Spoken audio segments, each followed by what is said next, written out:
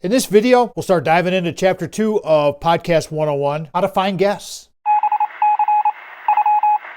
Hey everybody, one question I get asked the most by far is how to find and book guests for the podcast, for the radio show. Okay, let's start. Let's get going. Chapter 2. Here we go. First thing is we've already talked about your compelling why, but what's your genre? Okay, where are you focused on your material and where do you want to go with this? Because that's going to help you narrow the lanes of finding material and people that fit that genre. Okay, the first thing you want to do is listen to podcasts. What podcasts do you like that fits your genre, that fits your thing, your compelling why? What are you talking about?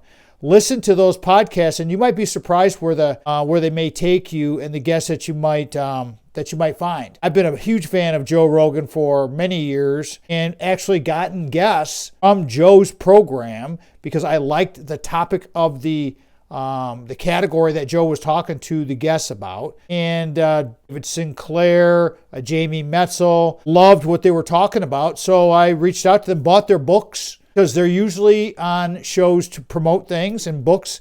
And getting guests with new books is that's a strategic point where you want to go, because every author wants to promote their book. If they don't, then they're not going to sell many books.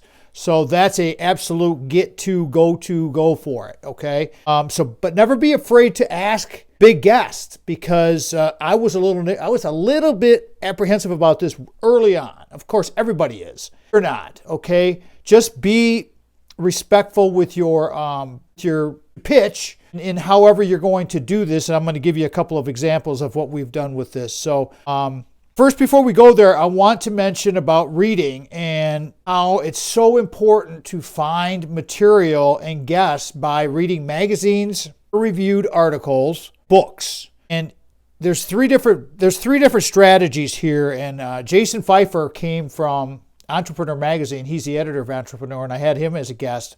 And I reached out to Jason because I sent him an email that was very short and tight and used to send out this big and paste deal, and that is absolutely not the way to do this. You want to be very sincere and very tight with your initial email. And email is absolutely the king, all right?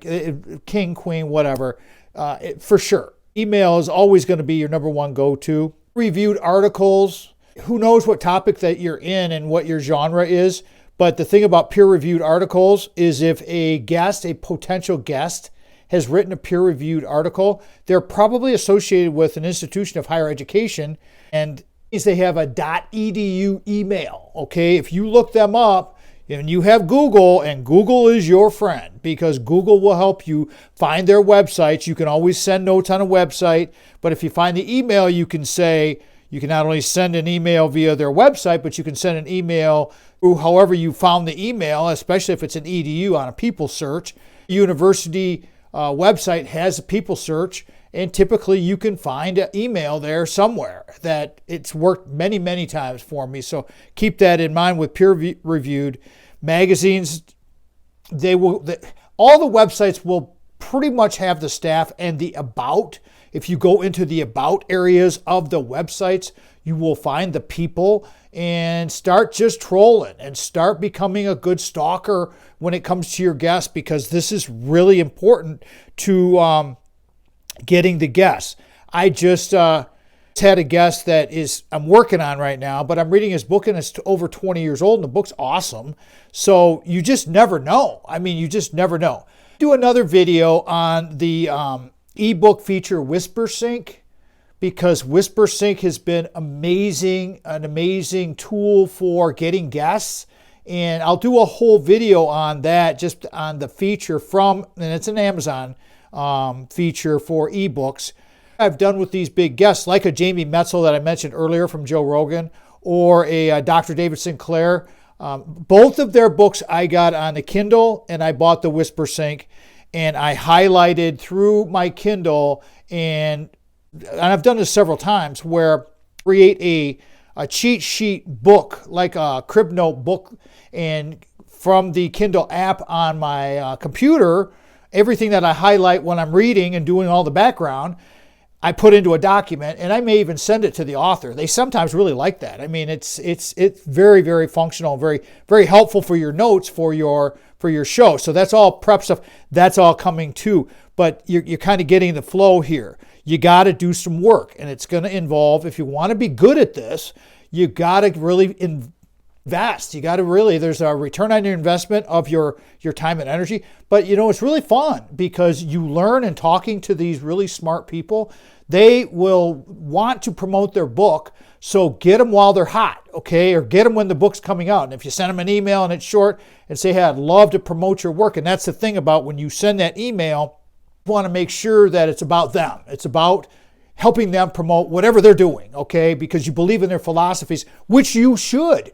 These guests should be people that you would like to invite over for a party. I mean, it's one of those, you're going to have a conversation with your guests and the people that you're reaching out to. So you might as well just cozy up to them right now and realize that for this to be successful, you have to start to develop the relationship. And this is where we're at with the finding the guests, developing the relationships, so forth and so on. All right. My LinkedIn has been my number 2 go-to with, okay, so those work very closely together, especially in the professional area. I've told students, and I'll tell everybody that's watching this, go to my LinkedIn profile and copy all of it, okay? I have put a tremendous amount of time into that social media, business media type thing, LinkedIn.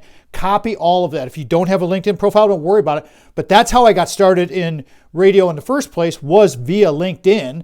So they found me via LinkedIn, or I found them via LinkedIn, and it was a happy thing. Facebook Messenger has been okay. It's just another medium. I think it's getting a little bit more play, but Twitter has not been a huge hitter for me, and Instagram direct messages for me has not had any success, although we have very small profiles there, and I don't really work it that hard. So if you're comfortable there and you think you can get some action, then feel free, absolutely.